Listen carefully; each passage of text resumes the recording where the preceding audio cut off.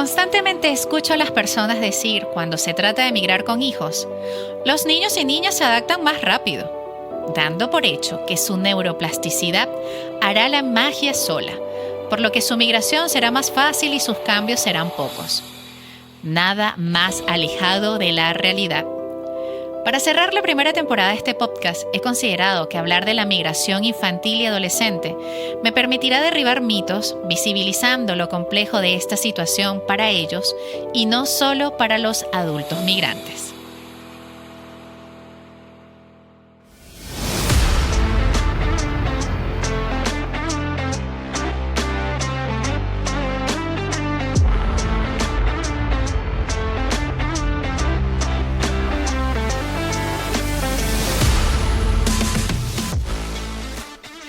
Bienvenidos una vez más a Valentía Emocional. Soy Rosemary Hernández Malavé, psicóloga, creadora del coaching migratorio emocional y escritora del libro La Valentía de Migrar. En las redes Instagram, TikTok y YouTube me encuentras como @Minutos de Bienestar.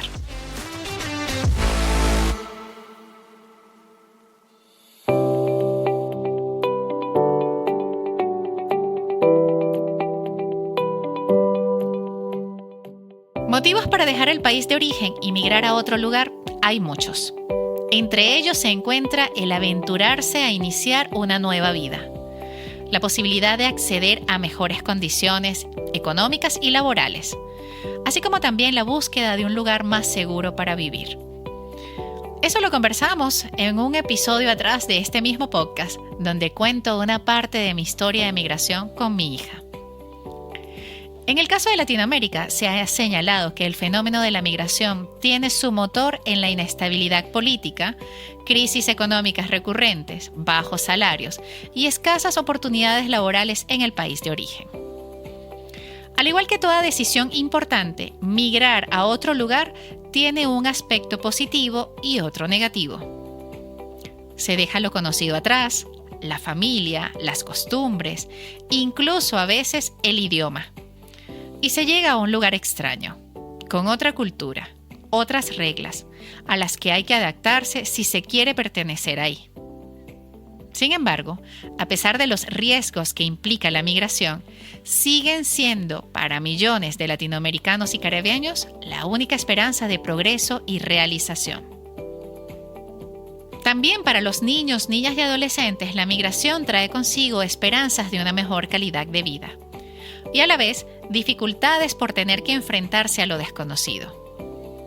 La decisión de emigrar a un nuevo lugar afecta a todo el grupo familiar, ya sea que emigren todos a un nuevo destino o si solo se van algunos de sus miembros y el resto se queda en el país de origen. Como sucede cuando es el padre o la madre quien se va en busca de trabajo y los hijos se quedan al cuidado del otro progenitor o de otro miembro de la familia. Han sido muchas historias que he escuchado desde el 2016 sobre la migración, los niños, niñas y adolescentes. Comenzando por la mía con Laura, la de mis amigos cercanos, la de las personas que he acompañado desde el coaching migratorio emocional, así como en sesiones de psicología, luego de darme la oportunidad en esta última, al finalizar la doble maestría en psicología infantil y juvenil e inteligencia emocional como resultado de la pandemia del 2020. Cuando anuncié en las redes que atendería a niños y adolescentes, comenzaron a llegar casos tan sorprendentes que entendí lo poco que sabemos de la migración en la población más vulnerable y de la que ostentamos en decir son el motor de nuestra vida como padres y madres. La están pasando mal. Esa es mi conclusión. No es generalizable, por supuesto, pero un gran porcentaje de ellos han tenido malas experiencias. Un caso que me dejó sin dormir fue la historia de una niña venezolana migrante que cuando la conocí, la primera impresión que tuve fue que estaba sufriendo mucho y no me equivoqué. La sesión fue vía online por encontrarnos en países diferentes. Cuando vi sus ojos tristes, sentí como mi corazón de madre quería protegerla. Y luego, cuando comenzó a contarme lo que le ocurrió desde su llegada a aquel país, sentí que sería un largo camino por sanar heridas profundas. Esta historia, por cierto, la comparto en mi libro La valentía de emigrar. Para resguardar su identidad, utilizaré el nombre de Lucía. Y para no sumarme a la xenofobia, no usaré el nombre del país residente. En aquella primera sesión, Lucía, al presentarse, noté que su acento venezolano no existía. Incluso dudé por un momento de su nacionalidad. Con las preguntas iniciales, supe que el tiempo que tenía en aquel país era muy poco. No recordaba de qué ciudad venía, dónde había nacido y cuál era su fecha de nacimiento. Me preocupé porque no era común que una niña de 10 años tuviese este tipo de olvidos tan acentuados. Pero lo vivido había sido tan fuerte que explicaba por qué no quería ni siquiera mencionar que venía de Venezuela. Lucía había sido víctima de bullying por sus compañeros de clases, los vecinos del barrio e incluso por parte de otros venezolanos.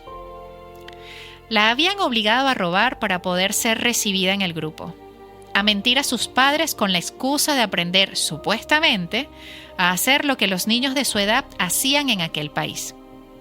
Le enseñaron a escaparse del colegio y responder descortésmente a los profesores. Todo lo que ella quería era ser aceptada. Sus padres estaban preocupados. Desconocían a aquella niña y no entendían por qué había cambiado tanto. Allí me di cuenta de que aquellos padres realmente no estaban escuchando a su hija. Se estaban perdiendo las señales que estaban frente a ellos, pero también comprendí que su ceguera emocional era un mecanismo de defensa. Uno que les permitiese avanzar en aquel plan de una vida mejor y no aceptar que lo que habían encontrado había sido algo totalmente distinto. No es fácil ser niño o adolescente en un país diferente al que naciste, y tampoco lo es ser padre migrante en busca de un futuro mejor sin lograrlo. Por eso no los juzgué. Tampoco era mi labor. Ellos estaban buscando soluciones y al decirles lo que ocurría, los dejó mudos por algunos segundos.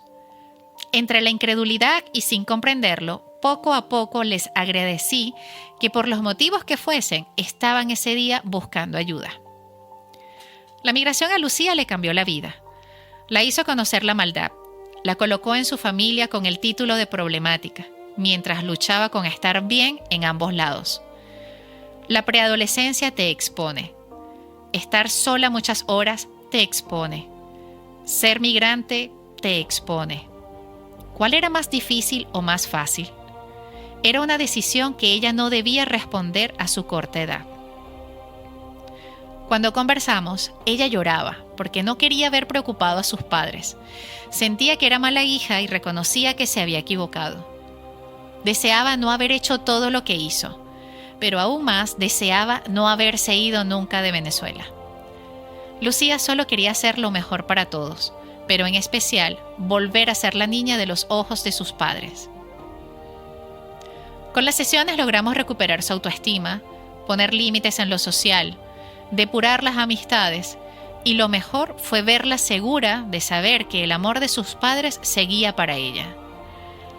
Sus padres también cambiaron. Aprendieron a observar y a escuchar con los sentidos abiertos.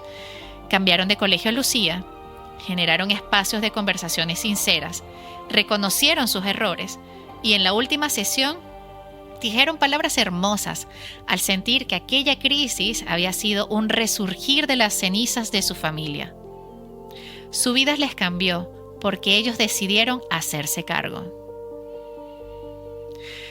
La historia de Lucía la he visto en otras caras, otras familias, con otros matices y en otros países, aunque lamentablemente no siempre tienen finales felices. Porque nosotros, los padres, nos escudamos en el trabajo, las ocupaciones de adultos y dejamos que ellos, por sí solos, resuelvan sus problemas, porque los consideramos menos importantes que los nuestros. Pagar el arriendo, las cuentas, los servicios, ir al trabajo, mandar dinero a Venezuela, pareciera que eso está de primero. Hay un mito que hoy a ti que me escuchas, te pido que no hagas eco. Los niños no se adaptan más fácil. Ellos lo harán solo si tienen las condiciones para hacerlo. si los adultos y figuras significativas los acompañan, le dan contención emocional y los hacen sentir seguros. Sin estas variables, su proceso migratorio será muy complejo. Algunos dan señales temprano, pero muchos otros lo verán de adultos. Queda claro entonces que las consecuencias de la migración son variadas y afectan de distinta forma a las personas que se enfrentan a ella. En general, la opinión de los niños respecto a la decisión de emigrar a otro país no se toma en consideración, puesto que sería una decisión exclusiva de los adultos. Sin embargo, los efectos del proceso migratorio también afectan e influyen fuertemente en la vida de los niños. Por un lado, los beneficios que se les dicen están relacionados con una posible mejor calidad de vida, acceso a educación, mayor estabilidad económica familiar. Pero estas consecuencias positivas se pueden ver mermadas, ya sea por falta de una normativa legal que los proteja o por experiencias de discriminación en el país de destino. Otra consecuencia negativa de la migración para los niños será la aceleración de la adultez, lo cual implica que muchos niños acaban integrándose tempranamente al mercado laboral y asumiendo tareas de cuidado de hermanos menores u otros familiares. ¿Cuáles son las señales de alerta que debemos tener presentes como padres? Y que además son los indicadores que la adaptación infantil y adolescente al nuevo país no va bien. Evidentemente, todos los niños, niñas o adolescentes no reaccionan de la misma forma ante un cambio. Dependerán de diferentes factores, desde la edad hasta el nivel de madurez emocional, el apoyo social que reciban y el significado personal que le confieran al cambio. Por eso, algunos niños prácticamente se muestran indiferentes durante los cambios de la migración, mientras otros llegan a desarrollar un trastorno de adaptación en toda regla. A continuación, te mencionaré 5 señales que indican que les está costando asimilar el cambio.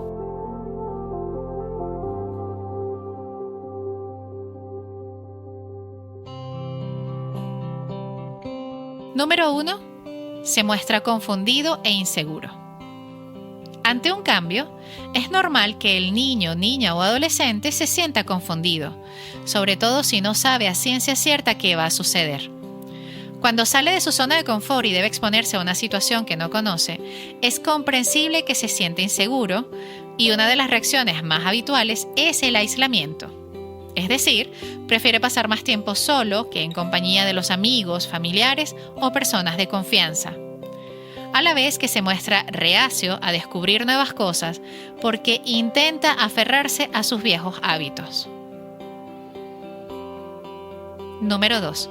Se enfada, llora y se queja continuamente. Llorar, enfadarse o mostrarse rebelde son formas de expresar las emociones y los sentimientos. Por tanto, si el niño, niña o adolescente se siente afectado por un cambio y no es capaz de expresarlo con palabras, como sucede en la mayoría de los casos, puede manifestarlo a través de sus estados emocionales.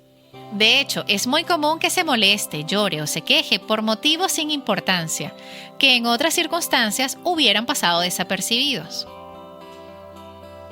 Número 3. Se comporta como cuando era más pequeño. Regresar a los comportamientos típicos de cuando era más pequeño es otra de las señales clásicas que indica que un niño, niña o adolescente se siente afectado por un cambio. Es lo que en el ámbito de la psicología se conoce como regresión. Puede comenzar a mojar de nuevo la cama, a pedir la leche en el biberón o a dormir con los padres.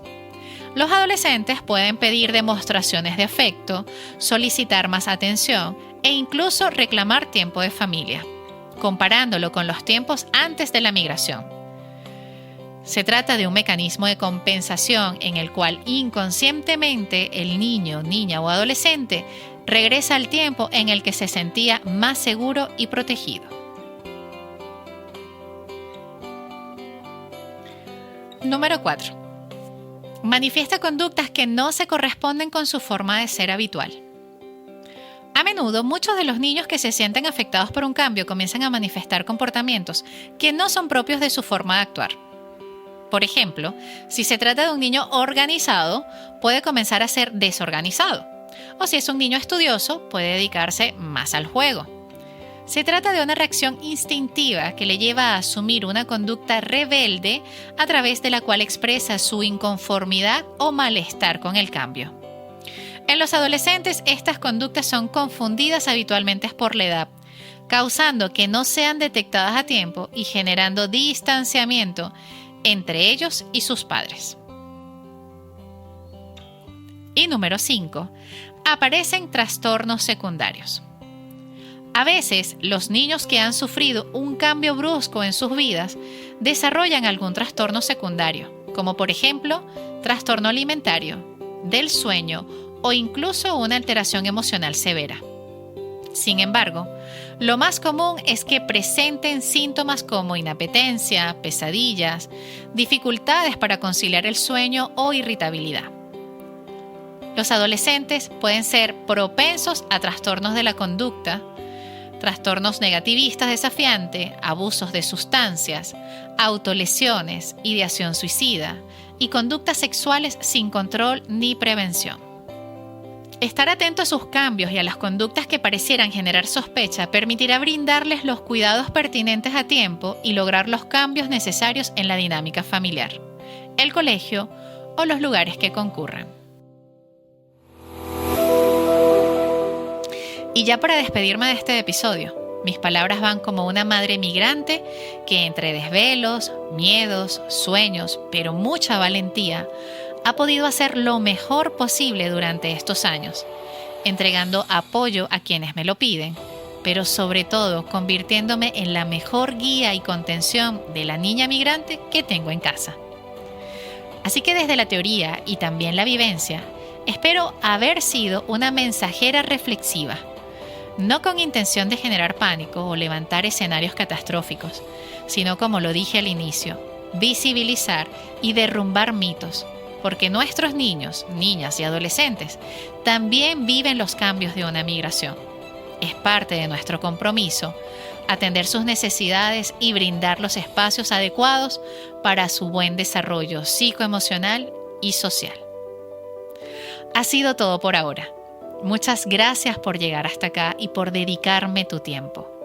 Nos escucharemos pronto en una nueva temporada. Gracias.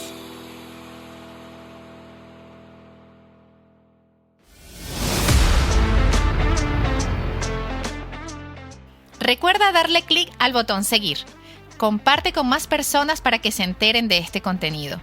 Déjame tus comentarios, dudas o consultas en Instagram, @minutosdebienestar_2 o en mi canal de YouTube, Minutos de Bienestar. Para sesiones psicológicas y asesorías de coaching migratorio emocional, ingresa a www.minutosdebienestar.com.